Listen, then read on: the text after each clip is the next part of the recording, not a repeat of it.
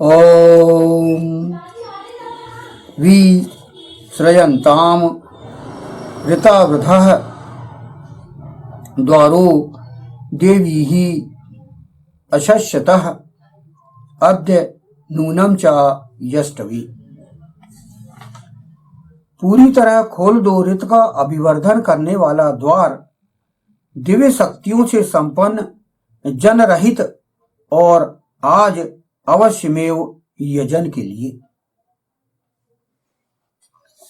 यह मंत्र जो लिया गया है, यह ऋग्वेद के प्रथम मंडल के 13वें सूक्त का 6वां मंत्र है।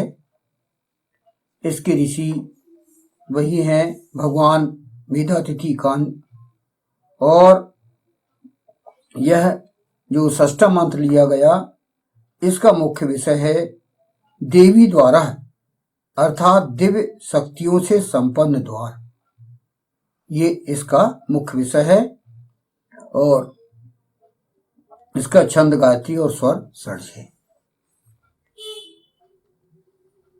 यहां पर इसकी व्याख्या प्रारंभ होती है।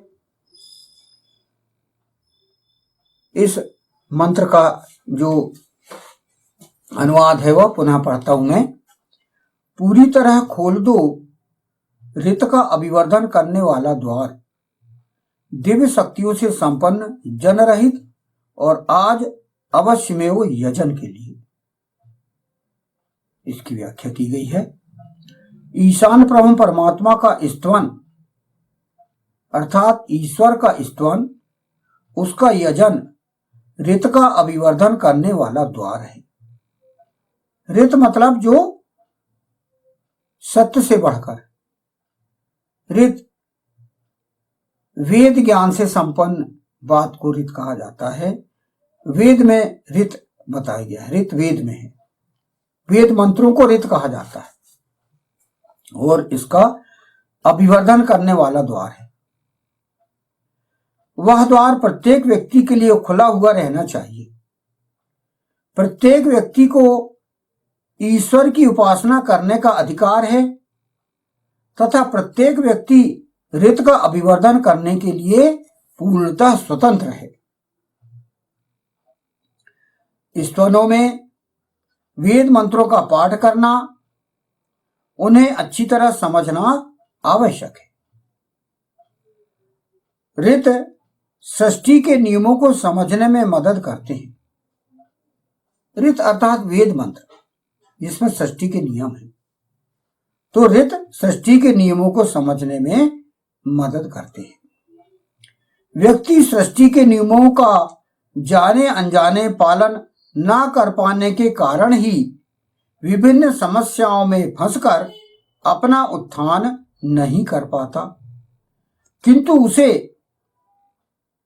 जिसे सृष्टि के शाश्वत नियम मालूम होते हैं, वह उनका पालन करता हुआ, प्रगति करता हुआ आगे बढ़ जाता है।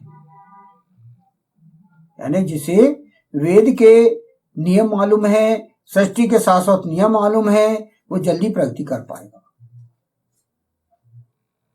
अतः यह मंत्र प्रत्येक व्यक्ति के लिए ऋत का अभिवर्धन करने वाला द्वार खोले जाने का आदेश दे रहा है। उस द्वार की अन्य विशेषताएं भी हैं। पहला, वह दिव्य शक्तियों से संपन्न है। अनेकों देवी देवताओं ने उसके अनुगमन के आधार पर ही दिव्य शक्तियां अर्जित की हैं। अतः अन्य लोग भी वे दिव्य शक्तियां प्राप्त कर एक सुखमय जीवन व्यतीत कर सकते हैं। दूसरा, वह जन रहित है। ईशान ब्रह्म परमात्मा अर्थात ईश्वर की व्यवस्था ही इतनी महान है कि उसमें प्रत्येक व्यक्ति के लिए उत्थान का अलग दृष्टिकोण और अलग लक्ष्य है। अतः इस ऋत के अभिवर्धन करने वाले द्वार में भीड़ भाड़ का कोई डर नहीं है। हमसे पहले कोई और आकर प्रगति कर जाए। ईश्वर के पास अनंत लोगों के लिए प्रगति के लिए पर्याप्त स्थान है।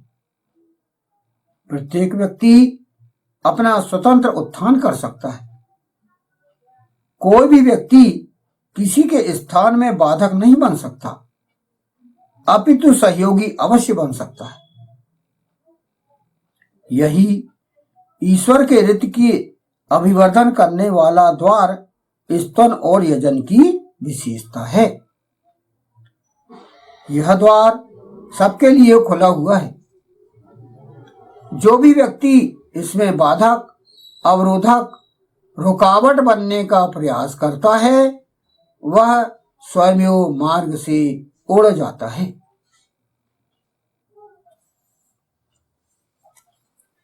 यहां पर वही बताया गया है कि स्तवन के माध्यम से व्यक्ति ऋत अर्थात वेद मंत्रों को पढ़कर सृष्टि के नियमों को समझ सकता है और प्रगति कर सकता है और ईश्वर के निकट पहुंच सकता है।